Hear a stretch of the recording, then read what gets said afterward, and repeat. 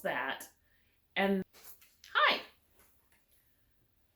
Oh, I was just sitting here thinking about how much grace God has for us. I mean, He gives us grace when we make the wrong choices in life. He still provides for us. Even when we end up not having food, or if we end up not having clothes to change into, God provides for that. There are churches, there are organizations that give out to the poor, to the needy, to everyone in the world today that needs something. Someplace you can find it. Now, a lot of times people will say, no, there's not enough help for these people. But there are if you know where to find it. The problem is a lot of people don't know where to find it. Well, that kind of makes me think about the Bible, though. Because there's a lot of things that we study in our Bibles that somebody will say, well, turn to this chapter in this book. And I haven't been there. Where is that? So you go and you look in the concordance, or you look in the table of contents, and you try and figure out where that thing is, because you don't know where it is. But once you find that scripture and you read it, it's amazing the knowledge that you can get from it and the peace.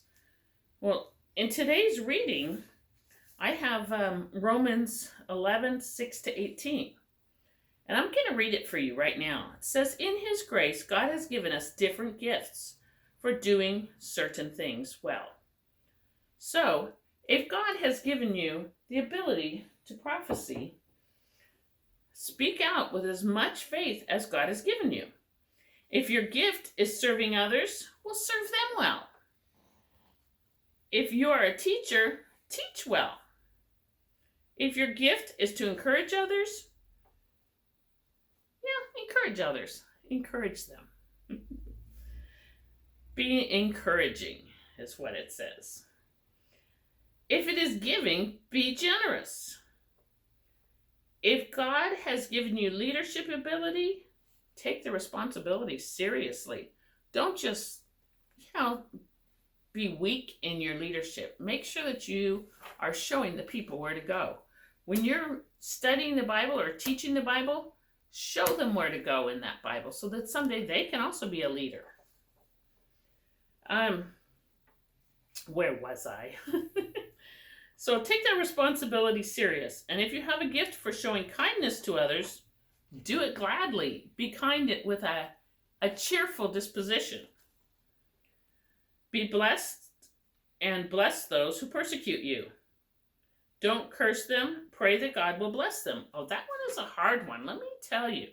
When somebody is persecuting you, telling you all the things that you're doing wrong, maybe at work, and they're really critical of your work, even though you're doing the best you can, it can hurt. So it's really hard to pray for those people. But that's what the Bible tells us to do. And in this verse, it tells us to bless them. Well, what better way to bless them than to pray for them?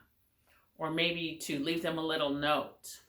Or buy them a cup of coffee and surprise them. Give them a reason to smile. A lot of times when people persecute us or people are snappy at us or snippety, it's because they're having a bad day. And by being that person who yells at us, it can, make them think they're feeling that much more powerful, or like, so there, I did something too, when they had just gotten in trouble. So be kind to people that are mean to you. And that's a gift. Who knew?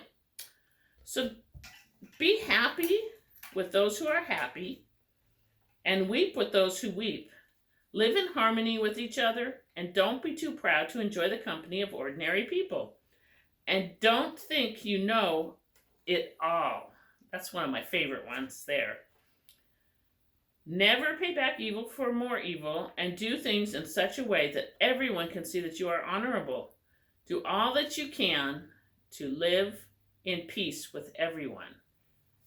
Do all that you can to live in peace with everyone.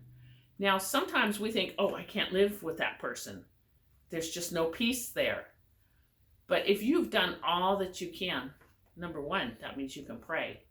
Number two, that means you can be kind to them. We just read to be kind to others.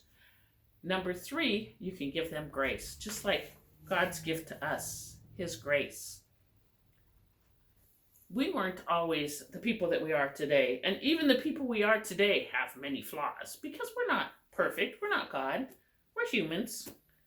So when we give grace to somebody else, like maybe the person in line before us that is taking forever because they can't make their card work, or they picked the items that didn't have tickets on it, hoping they could get a lower price, and they're arguing out what their price is, and we're standing in line behind them waiting because, we got to get there. Instead of being aggravated and tapping our watch or being huffy, we can be kind to them. We can be encouraging. And then when you get up to the register, have an encouraging word to say to your cashier, because they're going through it worse than anybody standing in line.